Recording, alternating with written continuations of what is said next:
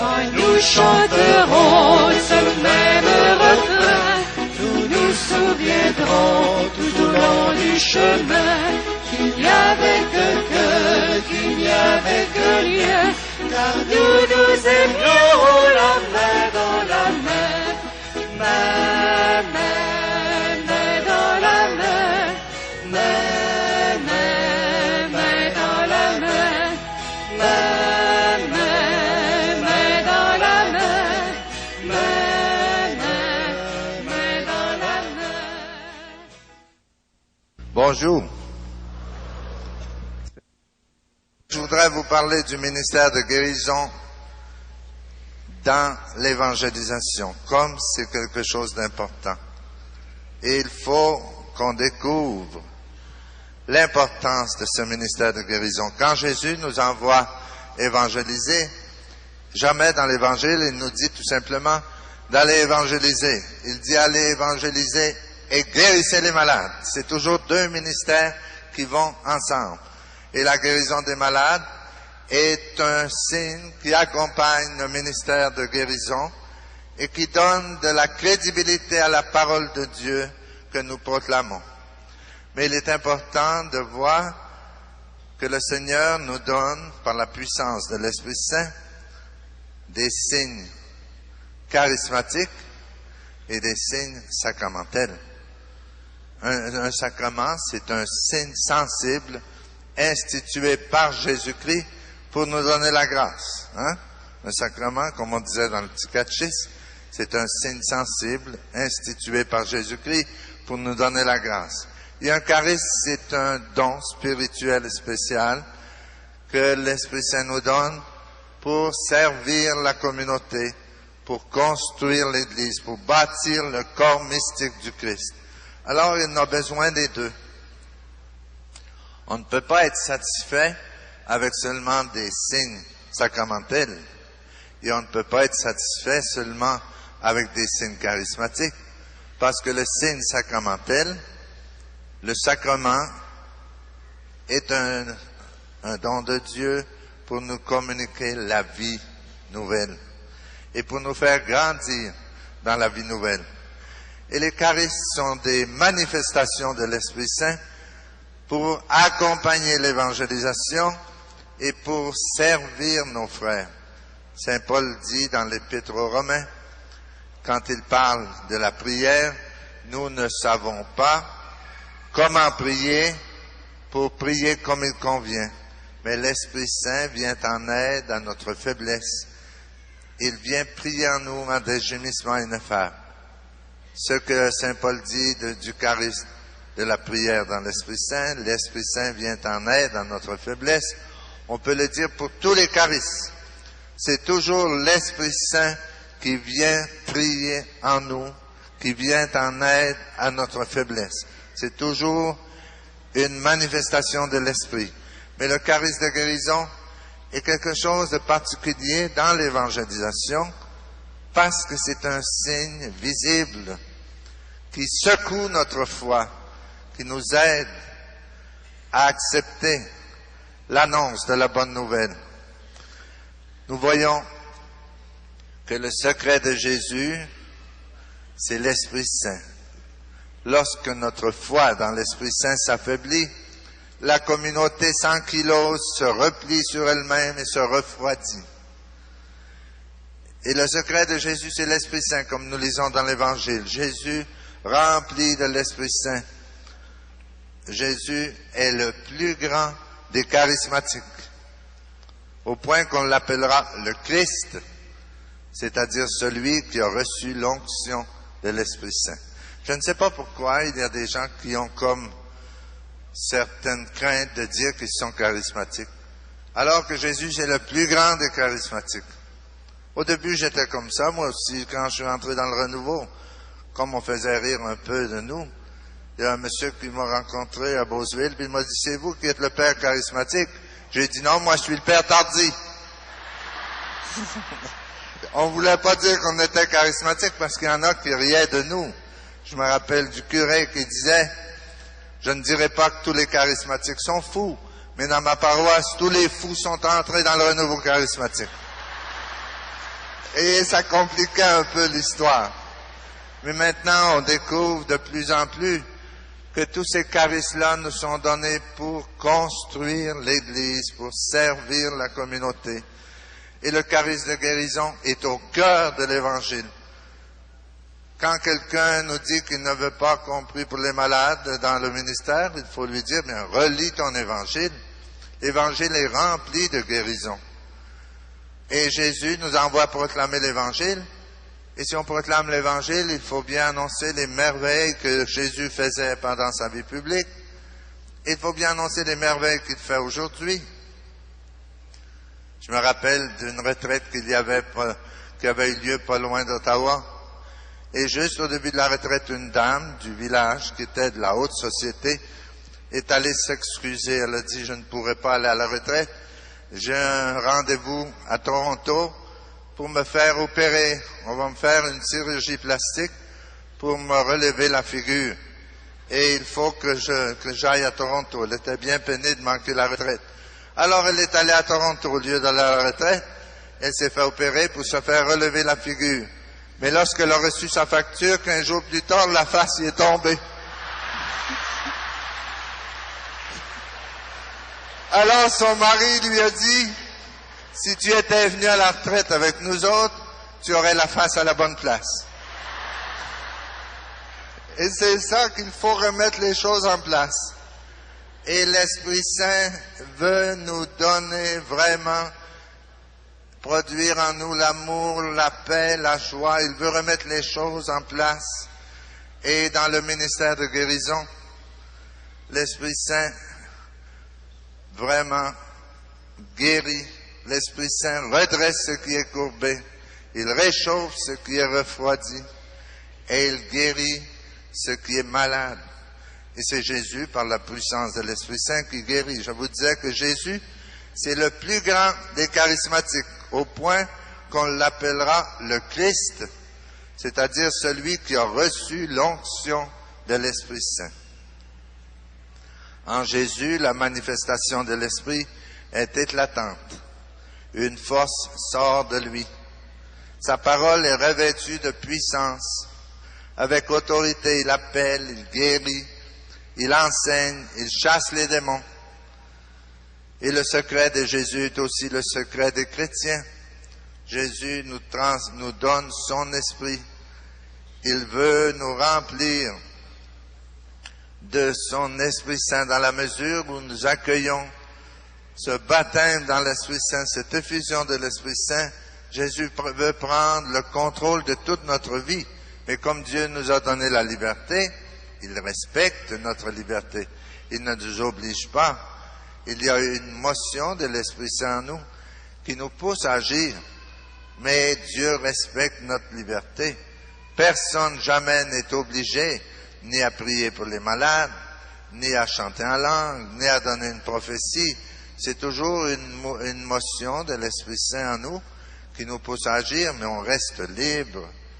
De même, dans le ministère de guérison, hier après-midi, vous avez vu comment le Seigneur nous donne des paroles de connaissance pour annoncer certaines guérisons qu'il fait, mais il ne nous oblige pas. Il y a une poussée intérieure, comme un désir d'annoncer telle chose, mais jamais Dieu nous enlève notre liberté. Il nous a donné la liberté, il respecte notre liberté. Et dans la mesure où nous allons mettre notre vie dans les mains de l'Esprit Saint, dans la mesure où nous allons laisser agir l'Esprit Saint en nous, nous allons pouvoir faire des choses que nous n'aurions jamais rêvé de faire dans notre vie parce que c'est l'Esprit Saint qui passe en nous à travers tous ces charismes. Alors les signes sacramentels nous sont donnés, les sacrements, pour nous communiquer la grâce, la vie divine, la vie nouvelle. Et au baptême, nous recevons la grâce, nous recevons cette grâce de devenir enfants de Dieu, temple vivant de l'Esprit Saint, héritier du ciel. Et dans les autres sacrements, nous recevons une augmentation de la grâce en nous. Nous recevons cette grâce de Dieu avec de plus en plus d'abondance. Et si nous avons perdu l'amitié de Dieu dans le péché, au sacrement de la réconciliation, nous recevons de nouveau cette vie divine. Alors tous les signes sacramentels sont nécessaires pour notre croissance dans la vie chrétienne. Mais l'Esprit Saint agit aussi dans les sacrements. C'est le même Esprit Saint qui agit dans les sacrements et qui agit par les charismes. Et dans les charismes, l'Esprit Saint nous donne une force nouvelle pour mieux servir la communauté. C'est le mérite de l'actuel renouveau charismatique de nous avoir aidé à relire les Actes des Apôtres non comme un texte, mais comme un appel à entrer dans l'expérience de l'Esprit. Et le renouveau charismatique, c'est la redécouverte expérimentale de la puissance de l'Esprit Saint. Redécouvrir d'une façon expérimentale, en faire l'expérience personnelle de la puissance de l'Esprit Saint dans nos vies et dans l'Église, pour évangéliser, pour vivre l'Évangile et pour être témoin de Jésus ressuscité partout à travers le monde. Ce renouveau charismatique, c'est la redécouverte de la puissance de l'Esprit Saint dans nos vies. Et plus nous allons nous ouvrir à cette puissance de l'Esprit Saint, plus nous pourrons servir avec beaucoup de fruits notre communauté. Pour que l'Esprit Saint puisse agir en nous et à travers nous, l'accueil des charismes revêt une grande importance. Pour cela, il nous faut entrer dans un dépouillement de nos conceptions et de nos projets, nous mettre à l'écoute et devenir humbles. La vie dans l'esprit, nous l'accueillons progressivement, au fur et à mesure que des espaces nouveaux s'ouvrent à Dieu dans nos vies. Et cette vie nouvelle veut faire de nous des apôtres du Christ pour un monde nouveau. L'apôtre qui veut laisser l'œuvre de Dieu s'accomplir en lui et à travers lui, et qui accepte d'être un médiateur entre Dieu et ses frères, ne peut qu'invoquer l'Esprit Saint sur sa faiblesse, sur sa radicale impuissance à enfanter le Christ dans les cœurs et dans le monde. Et c'est ici qu'interviennent les charismes.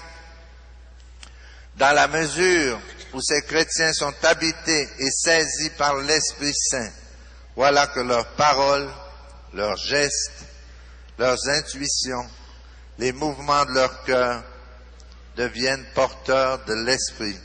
Si leur cœur est dépossédé de lui-même, que la source d'eau vive est libérée en eux, voilà qu'ils deviennent des personnalités charismatiques. Comme si on avait une source dans la montagne et l'eau ne peut pas jaillir parce que cette source est bouchée par un tas de sable et on arrive avec un bâton et on enlève le sable et l'eau commence à jaillir et à descendre. Bien, c'est un peu ça. L'Esprit Saint en nous, c'est une source d'eau vive qui peut jaillir, mais il faut le laisser agir en nous. Et si notre respect humain, si notre vanité, notre peur du qu'en dira-t-on nous empêche d'agir, alors l'Esprit Saint ne peut pas se manifester. L'Esprit Saint est en nous avec tous ses dons et tous ses charismes. Et chez certains, il manifeste le charisme de la vie religieuse. Chez d'autres, il manifeste le charisme de prophétie. Chez d'autres, le charisme de pasteur. C'est comme si on avait une lumière et devant cette lumière, on met un prisme. Et le prisme décompose la lumière en vert, en bleu, en jaune, en blanc. C'est une même lumière, mais qui se décompose en différentes couleurs avec un prisme qu'on met devant la lumière. Bien, l'Esprit Saint est en nous, c'est le même Esprit Saint qui est en chacun de nous, mais il se manifeste de différentes façons. Dans l'un, il se manifeste par le charisme de guérison, dans un autre par le charisme de prophétie, dans un autre, il se manifeste par le charisme de la vie religieuse, dans le pape, l'Esprit Saint se manifeste par le charisme de l'infaillibilité pontificale, et c'est le seul homme sur la terre qui a le charisme de l'infaillibilité, parce que Jésus a dit à Pierre, tu es Pierre, et sur cette pierre, je bâtirai mon église et les portes de l'enfer ne prévaudront pas contre elle. Et Jésus a donné à Pierre le charisme de l'infaillibilité. Et le pape a toujours ce charisme de l'infaillibilité. Lorsqu'il proclame un don de foi, il ne peut pas se tromper. Mais voici que si le pape renonçait à sa charge de souverain pontife, pour une raison de maladie par exemple, comme c'est déjà arrivé dans l'histoire de l'Église, et que les cardinaux nomment un autre souverain pontife, alors celui qui est aujourd'hui Jean-Paul II perdrait le charisme de l'infaillibilité, et celui qui aurait ce charisme ensuite, ça serait le nouveau souverain pontife, le nouveau pape. Ça, c'est un signe qu'un charisme peut se perdre. Un charisme accompagne un ministère. Un charisme accompagne une mission. Et si je n'ai plus la mission, je n'ai pas besoin du charisme. Nous voyons alors que le charisme de guérison peut accompagner le ministère d'évangélisation d'une façon toute spéciale, et ça fortifie l'évangélisation. Et ce n'est pas seulement pour aller prêcher dans des grandes cathédrales, ça peut vous accompagner dans l'éducation de vos enfants. Vous voulez éduquer la foi de vos enfants, et quand un enfant est malade, et vous priez pour lui, et si le petit enfant reçoit sa guérison à travers votre prière, alors pour vous, c'est plus facile de continuer à évangéliser votre enfant, à lui parler de Dieu, à lui parler de la puissance de la prière, parce que l'enfant et toute la famille se rendent compte d'une grâce reçue. Ce sont des signes qui accompagnent l'évangélisation pour les laïcs et pour les prêtres, pour les religieux et pour les religieuses, et ça fortifie l'évangélisation. Moi, je remercie le Seigneur de m'avoir guéri un jour, et après m'avoir guéri, m'avoir donné ce désir de prier davantage pour les malades, après avoir été guéri de ma tuberculose pulmonaire en 73, parce qu'en priant pour les malades un bon jour, j'ai vu un malade qui a reçu sa guérison. C'était la première fois de ma vie que je voyais un malade guérir pendant ma prière. Il souffrait beaucoup d'arthrose, il avait de la difficulté à marcher, et dans une réunion de prière, je priais pour les malades. Dans une autre réunion, il ne se passait rien. J'ai été guéri au mois de juillet 73, et jusqu'au mois de novembre, à chaque semaine, j'allais aux réunions de prière pour connaître le renouveau, et après la réunion de prière, on me demandait de prier pour les malades. Je faisais une prière pour les malades, il ne se passait rien. Mais voici que le 18 novembre 73, pour la première fois de ma vie, alors que je priais pour un homme qui était bourré d'arthrose et qui avait de la difficulté à marcher, je l'ai vu qui commençait à suer abondamment. Et tout à coup, il a commencé à pleurer. Je me demandais qu'est-ce qui se passait. Je ne priais pas mieux que la veille. Je faisais une prière comme j'avais fait les autres jours. Mais ce jour-là, le Seigneur décidait de me donner le charisme de guérison. Et cet homme, après quelques minutes de prière, s'est relevé, il sautait de joie, il n'avait plus de douleur de son arthrose. Il était parfaitement guéri jusqu'à aujourd'hui et témoigne de sa guérison. Alors voyez-vous, le Seigneur nous invite à prier, mais il ne guérit pas nécessairement tout le monde. Il ne guérit pas nécessairement la première personne pour qui on prie. C'est une invitation à manifester notre compassion pour les malades. Un prêtre à Saint-Domingue, lorsqu'il m'a vu prier pour les malades, et dans sa paroisse, il y avait eu quelques guérisons, m'a dit qu'il allait essayer ça lui aussi. Et je l'ai revu au bout de 2 mois, puis j'ai dit, comment ça va? Ah, il dit, j'ai prié 2-3 fois pour les malades, puis il n'y a rien qui se passait. Il dit, j'avais l'air fou, j'ai arrêté ça. Mais c'est pas nécessaire qu'il guérisse des malades. À chaque fois, on le sait bien, ce sont des signes. Le Seigneur n'a jamais promis de guérir tous les malades, mais il a promis de donner des signes pour accompagner l'évangélisation. Et le ministère de guérison est vraiment quelque chose de merveilleux pour accompagner l'évangélisation dans votre foyer, dans votre groupe de prière, dans votre communauté. Ça fait grandir la foi. Mais une guérison ne suffit pas pour donner la foi. Voir la guérison d'un malade, ça ne donne pas la foi. Si une personne n'a pas la foi, même si tu vois plusieurs guérisons, ça ne te donnera pas la foi. La foi, c'est un don gratuit de Dieu. Les pharisiens dans l'Évangile ont vu beaucoup de guérisons. Ils ont même été témoins de la résurrection de Lazare. Et ça n'a pas suffi pour leur donner la foi en Jésus Sauveur. Au contraire, ils l'ont crucifié. La foi, c'est un don gratuit de Dieu. Ce n'est pas le fruit d'un bagage scientifique, c'est un don gratuit de Dieu. Et c'est un don qu'on reçoit dans la prière. Et le Seigneur veut augmenter notre foi.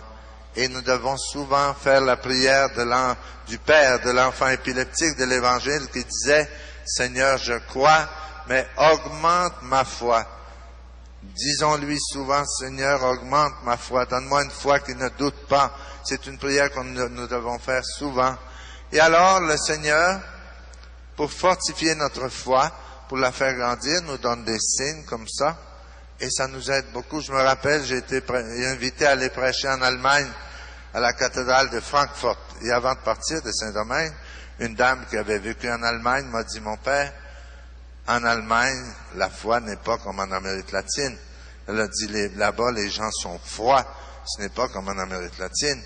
Elle a dit, si vous avez 200 ou 300 personnes à votre retraite, vous pourrez remercier le Seigneur. Mais j'ai dit, je ne vais pas là pour la multitude, je vais prêcher à ceux qui seront présents. Et alors, je suis arrivé à la cathédrale de Francfort, et à ma grande surprise, il y avait 6000 personnes dans la cathédrale. C'était rempli. Alors, quand j'ai commencé ma première conférence, j'ai dit aux gens, si vous voulez savoir l'importance des charismes que l'Esprit Saint renouvelle aujourd'hui dans l'Église, regardez l'assistance. J'ai dit, je vous certifie que si on vous avait annoncé qu'un prêtre canadien venait prêcher ici, sans les charismes de guérison, je suis certain que je n'aurais pas 200 personnes. Et avec ces charismes que l'Esprit Saint nous donne, la cathédrale était remplie. Et alors, à la première messe de guérison, le Seigneur nous a donné un signe très fort. Une dame qui souffrait de sclérose en plaques et qui était paralysée à 80% et qui était là en fauteuil roulant. Pendant la prière pour les malades, une parole de connaissance était que quelqu'un qui était en fauteuil roulant était en train de guérir et le Seigneur l'invitait à se lever. Et cette dame s'est levée de son fauteuil roulant avec beaucoup de difficultés, elle s'est levée. Et alors je lui ai dit, faites un effort et marchez quelques pas. Et là, elle a posé un geste de foi, elle a fait un pas, un autre, et elle a commencé à marcher seule. Et elle est venue jusqu'au micro à l'hôtel. Et le prêtre qui me traduisait en allemand, c'était le curé de cette dame-là. Il la connaissait très bien. Il était allé souvent lui porter la communion. Et quand il a vu cette dame qui marchait seule, le curé s'est mis à pleurer. Moi, j'ai dit, le Seigneur est capable de faire pleurer même les curés. C'est fantastique.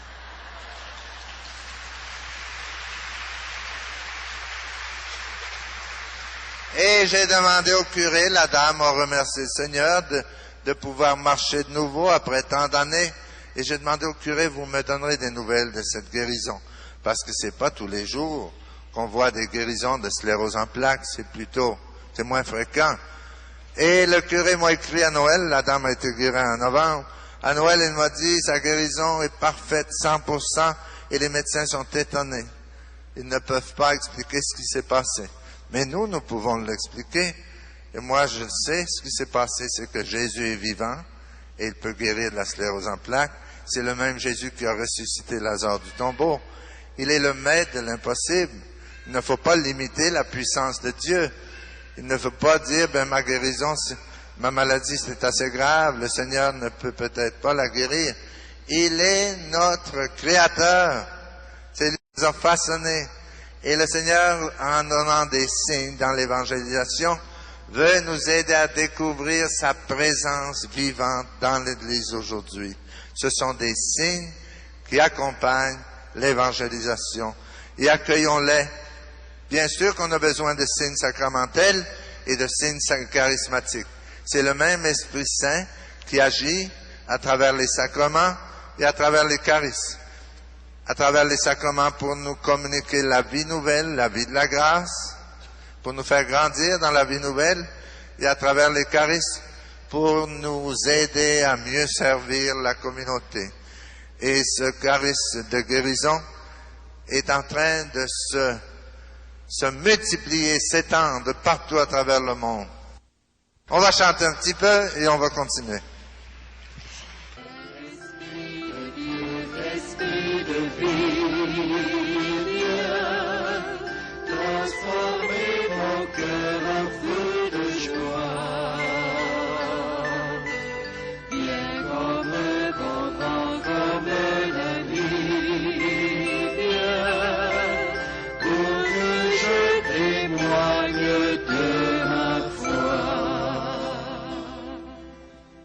Il y a parfois des gens qui pensent qu'avec les charismes, on n'a plus besoin de sacrements. Et il y a des gens, des catholiques, qui croient qu'avec les sacrements, on n'a pas besoin de charisme. Mais c'est le même Esprit Saint qui agit dans les sacrements. Tous les sacrements sont reçus dans la puissance de l'Esprit Saint. Nous sommes baptisés au nom du Père et du Fils et du Saint-Esprit. La consécration se fait avec la puissance de l'Esprit Saint. La confirmation, dans tous les sacrements, c'est l'Esprit Saint qui agit. Mais les sacrements nous sont donnés pour grandir, pour recevoir la vie nouvelle et pour grandir dans la vie nouvelle. Les charismes sont ordonnés au ministère, à la construction de la communauté. Ils accompagnent la première annonce de l'Évangile et les signes qui accompagnent la croissance dans la vie nouvelle sont les signes sacramentels. Ne nous trompons pas de pédagogie, faisons preuve de discernement. C'est l'erreur de certains milieux d'église de refuser les charismes sous prétexte qu'on a déjà les sacrements. Cette église-là catéchise peut-être, mais elle n'évangélise plus avec les signes qui accompagnent la première annonce de l'Évangile. Il lui manque des signes pour accompagner la proclamation du Kering, la première annonce de l'Évangile. Elle n'a plus les signes pour ceux qui sont loin, les signes que Jésus nous donne pour accréditer sa parole. Et c'est l'erreur de certains milieux charismatiques de vouloir tout miser sur les charismes, de cultiver seulement les signes extraordinaires en oubliant l'importance des sacrements. Il est vrai que le renouveau a une pédagogie d'initiation chrétienne, évangélise les incroyants, les abandonnés par la société et parfois même par l'Église. Mais le risque serait d'en rester à cette phase initiale, de s'enfermer dans ce monde religieux des signes, de rééditer sans cesse l'effusion de l'Esprit et d'oublier l'importance des sacrements chez nos frères pentecôtistes. Ils ont le baptême, mais ils n'ont pas les autres sacrements. Alors, ils évangélisent avec les charismes.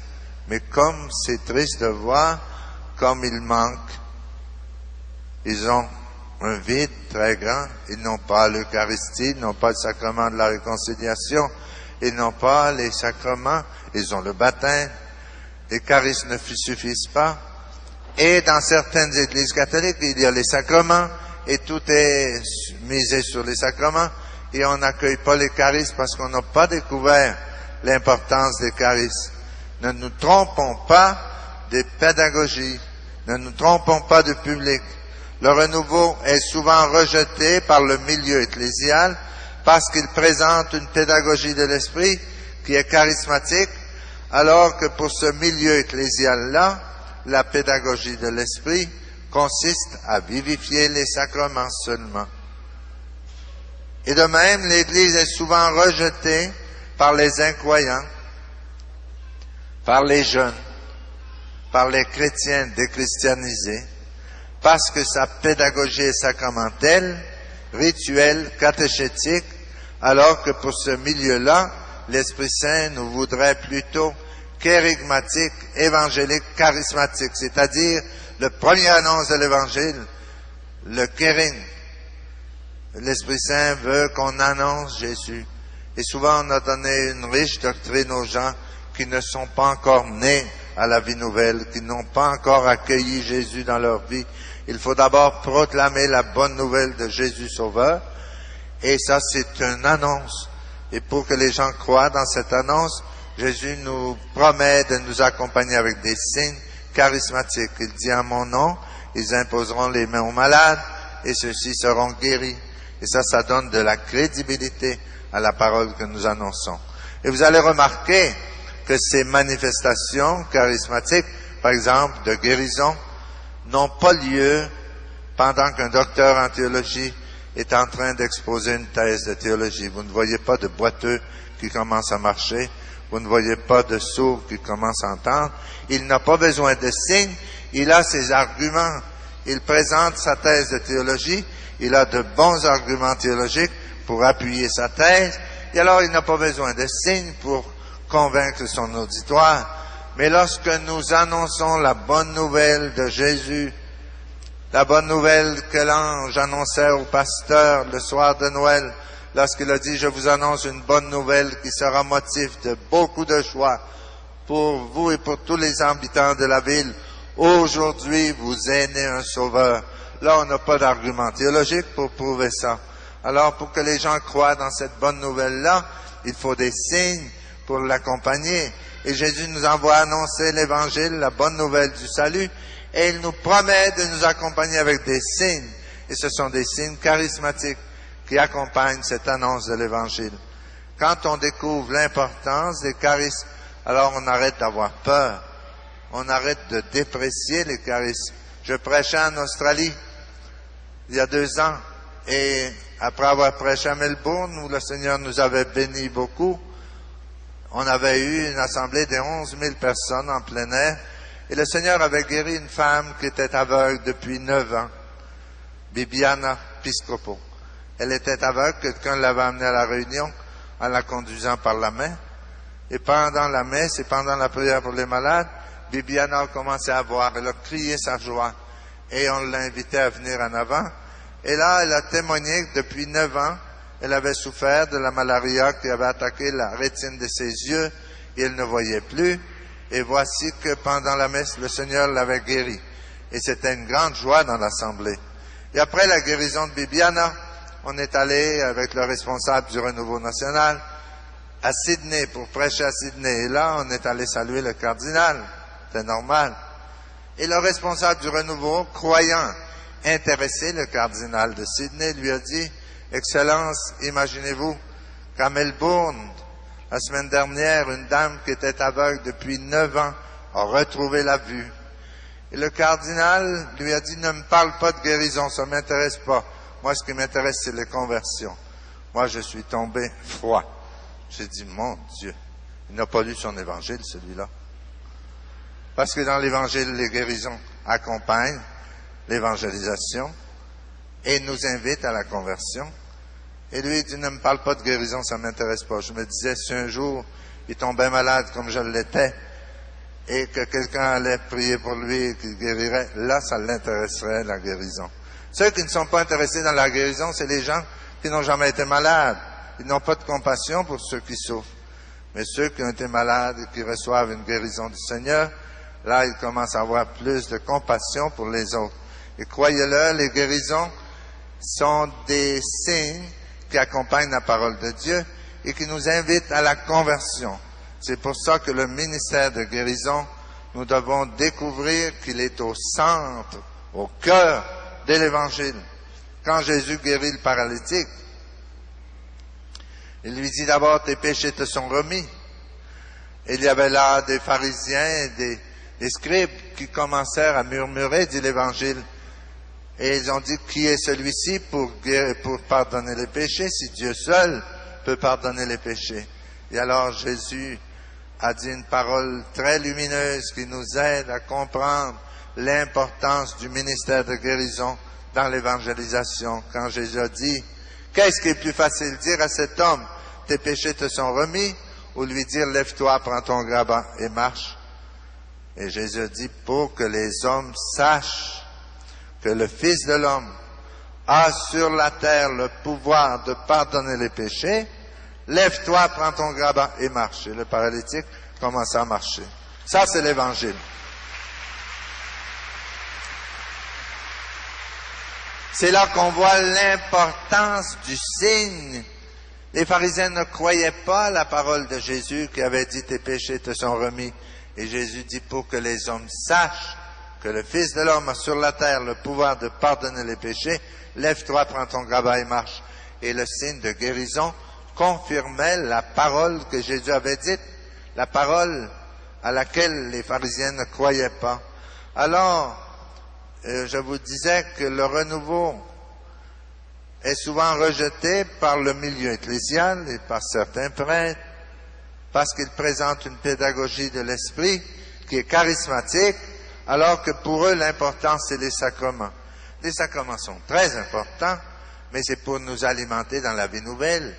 Mais les charismes sont importants aussi pour accompagner l'évangélisation. Depuis que le renouveau charismatique est apparu dans l'Église, plus ça grandit. Quand on veut prêcher une retraite, on ne peut plus faire de retraite dans les églises, c'est trop petit. Il y a des curés qui se plaignent parce que leur église est vide. Moi, je leur dis, ouvre les portes à l'Esprit Saint et ton église va devenir trop petite. Laisse agir l'Esprit Saint dans ton église.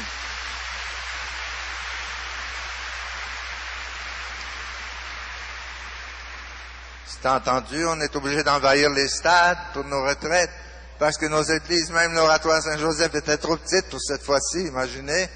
Ça, c'est un signe pour les prêtres qui n'ont pas encore découvert l'importance du renouveau charismatique. Ça les fatigue de nous voir nous réunir avec toutes ces foules-là. Et quand ils arrivent à la messe du dimanche et leur église n'est pas à moitié, mais j'espère que ça va les fatiguer assez pour qu'ils découvrent ce qui manque. Ce qui leur manque, c'est de laisser agir l'Esprit Saint dans leur église.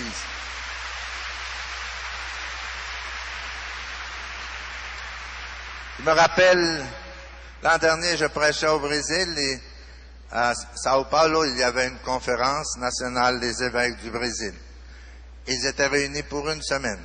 Et le thème de leur réunion, c'était « Quoi faire pour arrêter les catholiques de s'en aller aux églises pentecôtistes ?» Au Brésil, il y a beaucoup de catholiques qui passent à l'église pentecôtiste. Et c'était le thème de la réunion. Et moi, j'ai dit à l'un d'eux, « me semble qu'on n'a pas besoin d'une réunion d'une semaine là-dessus. Vous n'avez qu'à ouvrir vos églises aux manifestations de l'Esprit Saint. Et les catholiques ne s'en iront pas chez les pentecôtistes, ils vont rester chez vous. Mais si vous parlez seulement de la théologie de la libération et de la politique et des problèmes d'injustice sociale, les catholiques se fatiguent d'entendre parler tellement de ces choses-là. Ils veulent entendre parler de Jésus. Ils veulent connaître Jésus. Il y en a qui changent à cause de ça. On le sait qu'il y a des injustices. On le sait qu'il y a des injustices, mais c'est pas ça la bonne nouvelle. La bonne nouvelle, c'est que Jésus est venu pour nous aider à bâtir la justice. Il faut connaître Jésus, il faut connaître son évangile, et alors, peu à peu, les injustices vont disparaître, peu à peu. On n'a pas besoin de discuter longtemps. L'Esprit Saint est là, il veut nous aider à évangéliser. C'est lui qui va remplir nos églises. C'est l'Esprit Saint qui est l'âme de l'évangélisation. Alors, pour accueillir les charismes, pour les exercer, il faut mourir à nous-mêmes. Notre réputation, c'est pas important, il faut la donner à Jésus. On se fera critiquer, comme on s'est fait critiquer, par exemple, il y a quelques années au stade. Qu'est-ce que ça fait? Il y a un prêtre qui disait, le Père Tardy ne voudra plus jamais prêcher à Montréal, après ce qu'ils ont dit après la réunion du forum. Mais pourquoi avoir arrêté de prêcher? Si on est ici pour proclamer Jésus, que les bien faire, il y a un proverbe français que j'aime beaucoup qui dit « bien faire et laisser braire ». Et c'est ça qu'il faut faire. Bien faire et laisser braire.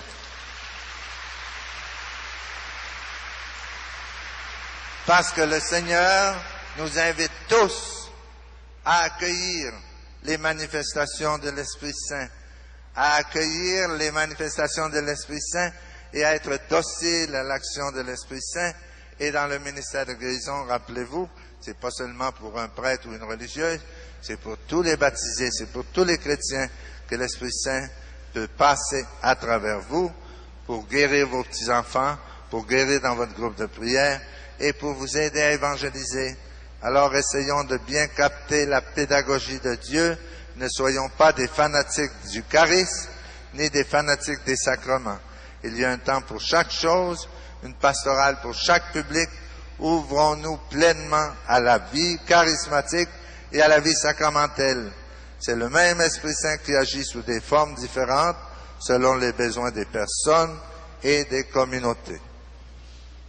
Louange à toi, louange à toi, louange et gloire à toi, Seigneur. Louange à toi, louange à toi, louange et gloire à toi, Seigneur. Frères et sœurs, nous avons voulu ce soir célébrer l'Eucharistie avec la liturgie du Saint-Sacrement pour nous rappeler tous ensemble l'importance de l'Eucharistie. C'est par l'Eucharistie que va se renouveler l'Église. Parce que l'Eucharistie, c'est Jésus de Nazareth, ressuscité, vivant et vrai. Ce n'est pas autre chose. Ce n'est pas une présence symbolique de Jésus que nous avons dans l'hostie sainte que nous avons acclamée cet après-midi. C'est une présence réelle. Saint Augustin disait un jour, Dieu est tout-puissant et il pourrait créer 1000 mondes encore plus grands, encore plus beaux que le monde actuel.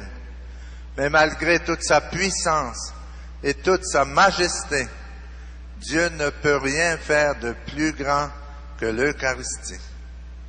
Parce que l'Eucharistie, c'est Jésus ressuscité. Et après la consécration à la messe, le prêtre dit, « Voici le mystère de notre foi. » C'est le grand mystère de l'amour de Dieu qui a voulu demeurer au milieu de nous comme pain vivant descendu du ciel.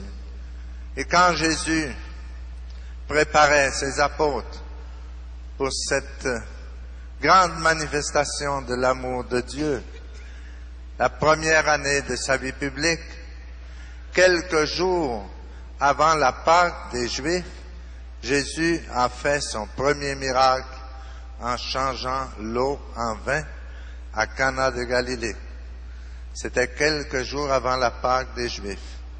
C'était son premier miracle. Et Saint Jean dit dans l'Évangile, « Et Jésus manifesta sa gloire, et ses disciples crurent en lui. » Il manifesta sa gloire en changeant l'eau en vin, et il a fait grandir la foi de ses disciples. Et la deuxième année de sa vie publique, au même temps, encore quelques jours avant la Pâque des Juifs, Jésus a fait le grand miracle de la multiplication des pains. Avec 5 pains et 2 poissons, il a donné à manger à plus de 5000 personnes, et tous ont mangé à satiété. Et ensuite, Jésus a envoyé ses apôtres recueillir les morceaux de pain qui restaient, et les 12 apôtres sont partis avec leurs petits paniers, et les 12 ont rempli leurs paniers de morceaux de pain qui restaient. 12 paniers de pain sont restés. Et là, Jésus préparait le cœur de ses disciples pour les aider à accueillir le plus grand de ces miracles. Et au cours de l'année, dans une prédication, il leur a dit, « Je vous donnerai ma chair à manger et mon sang à boire. » Et ça a été la grande épreuve pour la foi de ses disciples. Il y en a qui avaient cru en Jésus jusqu'à ce jour-là. Mais à partir de ce jour-là, il y en a tout un groupe qui s'est éloigné de Jésus. Ils trouvaient que c'était trop fort. Quand Jésus a dit, « Je vous donnerai ma chair à manger et mon sang à boire », il y en a qui sont partis. Et alors Jésus a demandé aux apôtres, « Allez-vous m'abandonner, vous aussi ?»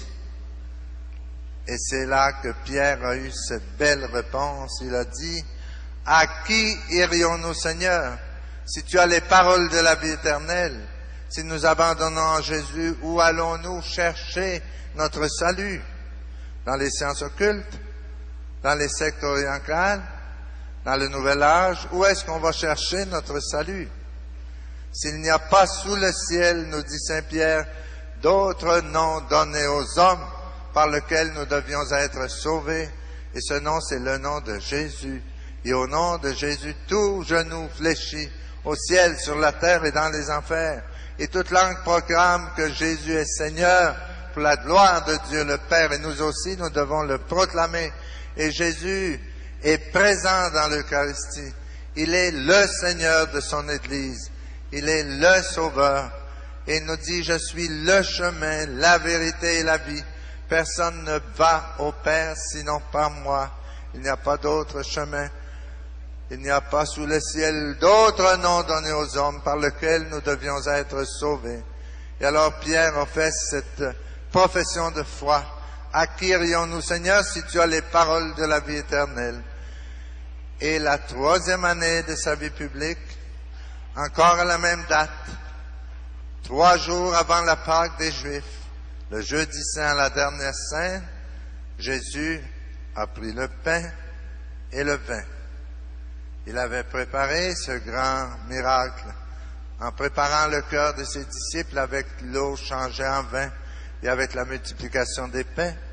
Et alors il a pris le pain, il le bénit, il le rompit et le donna à ses disciples en disant, « Prenez et mangez-en tous, ceci est mon corps. » Il a pris la coupe de vin, il l'a béni, il dit, « Prenez et buvez-en tous, ceci est la coupe de mon sang, le sang de la nouvelle et éternelle alliance, qui sera versé pour vous et pour la multitude, pour la rémission des péchés. » C'est là que Jésus a fait son plus grand miracle en changeant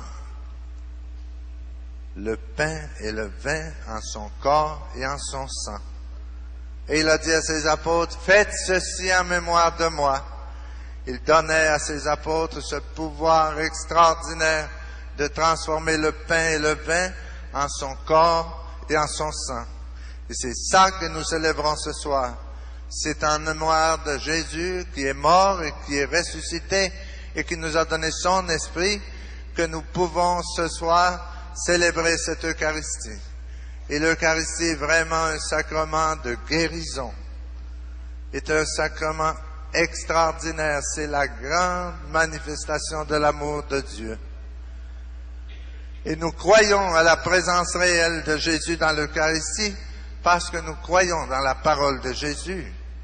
Parce que nous savons que Jésus est la vérité, il ne peut pas nous tromper. Mais pour aider notre manque de foi, au cours des siècles, Jésus a multiplié les signes et les prodiges pour nous aider à croire dans la réalité de l'Eucharistie. Il a multiplié des signes partout à travers le monde. Nous voyons dans l'histoire de l'Église des manifestations prodigieuses autour de l'Eucharistie. Et dans ce ministère de guérison, nous voyons que c'est surtout avec la présence de l'Eucharistie que nous avons de grandes bénédictions. C'est Jésus qui est présent dans l'Eucharistie et c'est lui qui bénit les malades. Bien sûr qu'il donne ce charisme de guérison par la puissance de son esprit, où il agit aussi par la puissance de son esprit. Mais personnellement, j'ai vu plus de guérison dans la célébration de l'Eucharistie, ou avec le Saint-Sacrement exposé sur l'autel, ou pendant la procession avec le Saint-Sacrement, que dans les autres rencontres. Le Seigneur veut nous aider à croire qu'il est réellement là, présent dans l'Eucharistie.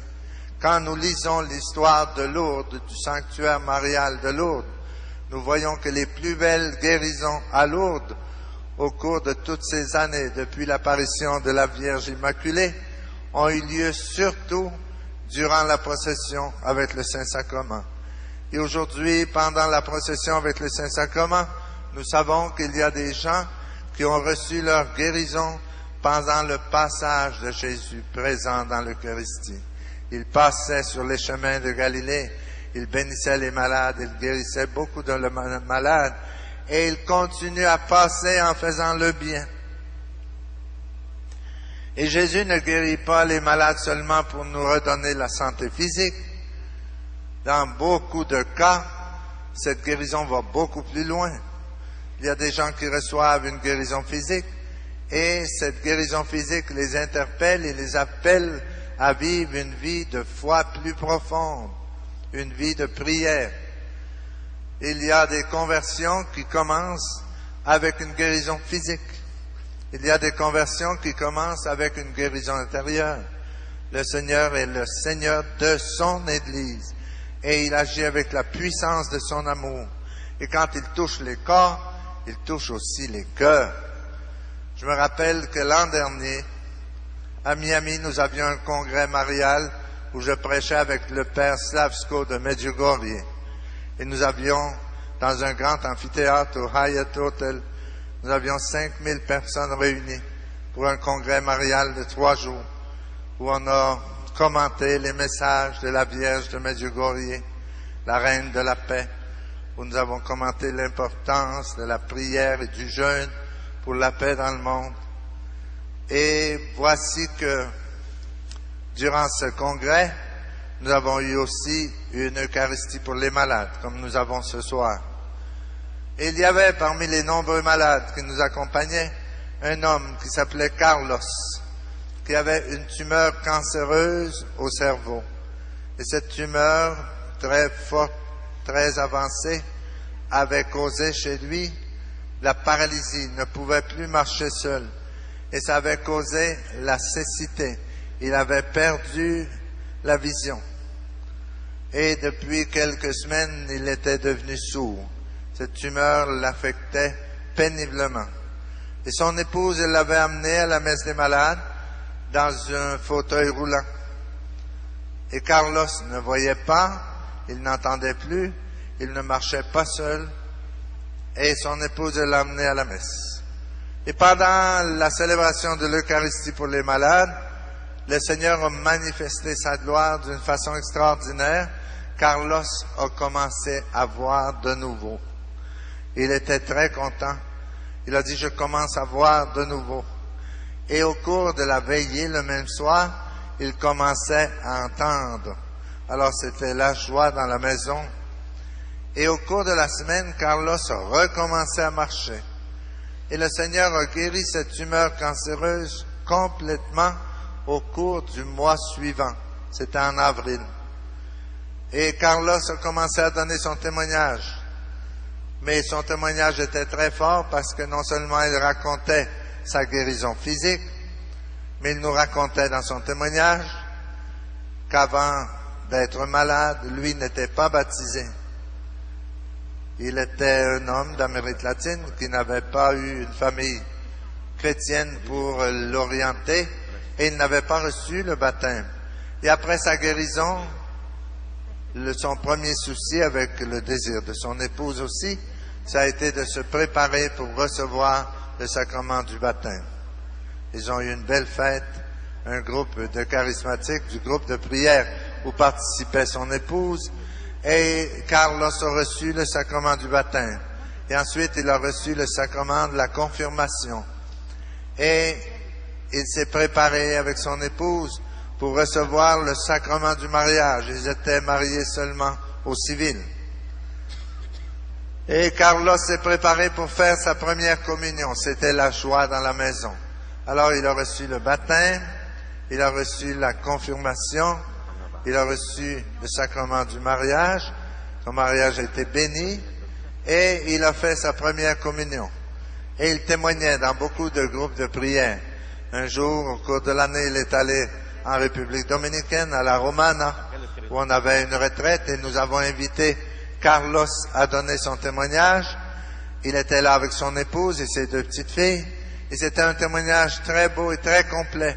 Une guérison d'une tumeur cancéreuse qui lui avait permis de retrouver la vision.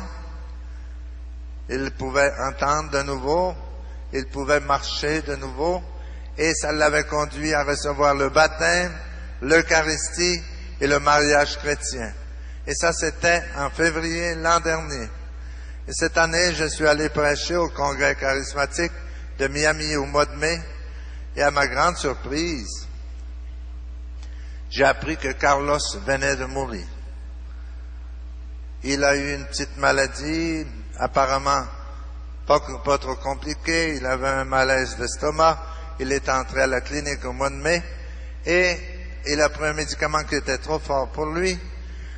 Et au bout de quelques jours, Carlos mourait dans la paix du Seigneur après avoir reçu l'Eucharistie. Et là, ça nous a interpellé tout le monde. On se demandait comment se fait-il que le Seigneur l'a guéri et qu'il vienne le chercher si vite que ça. Et son épouse était là au congrès charismatique avec ses deux petites filles et son petit enfant qui est né quelques jours avant la mort de Carlos. Et alors nous avons appelé l'épouse si elle voulait nous donner un témoignage.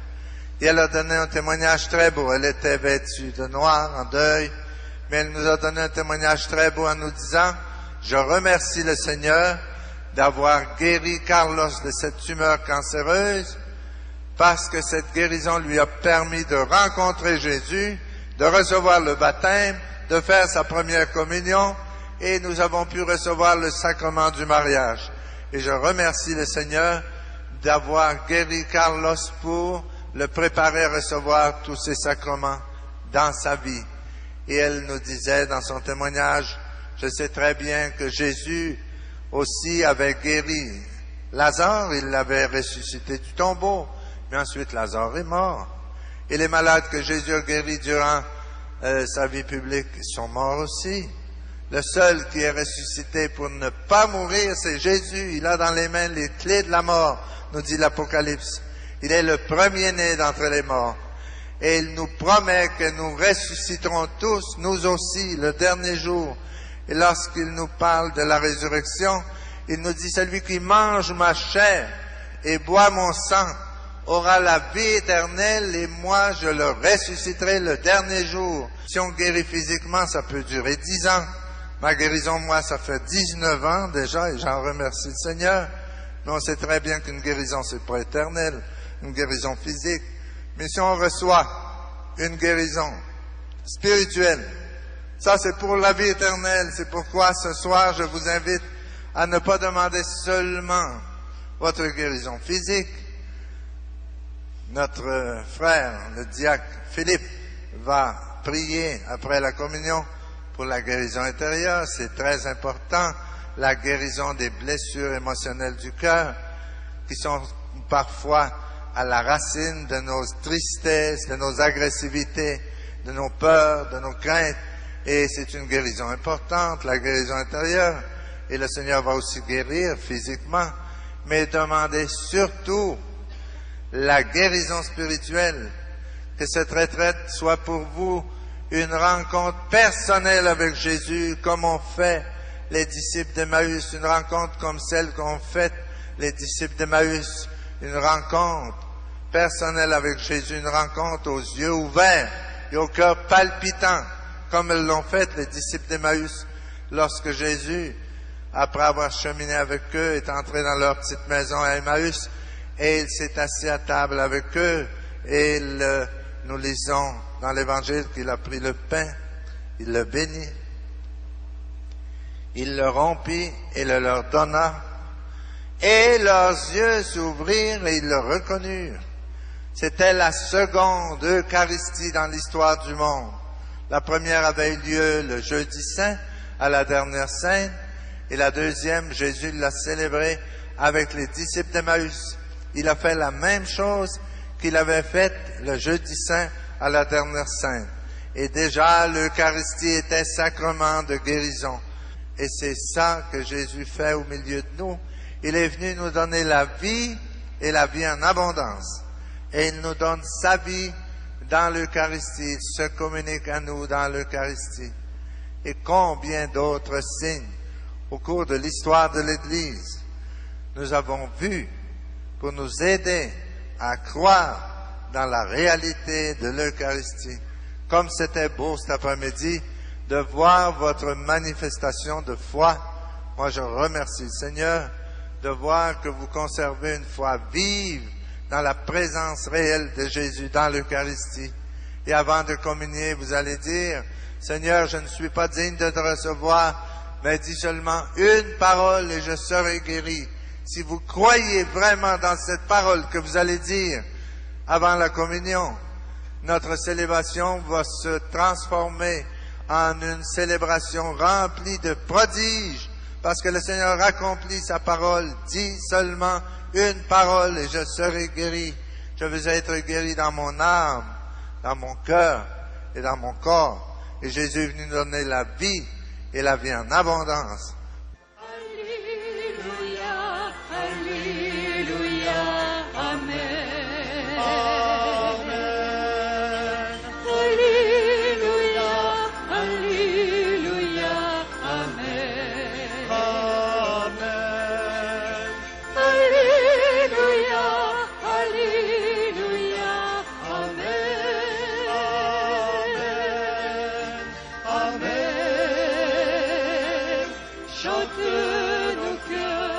Oh oui, Jésus, je t'aime.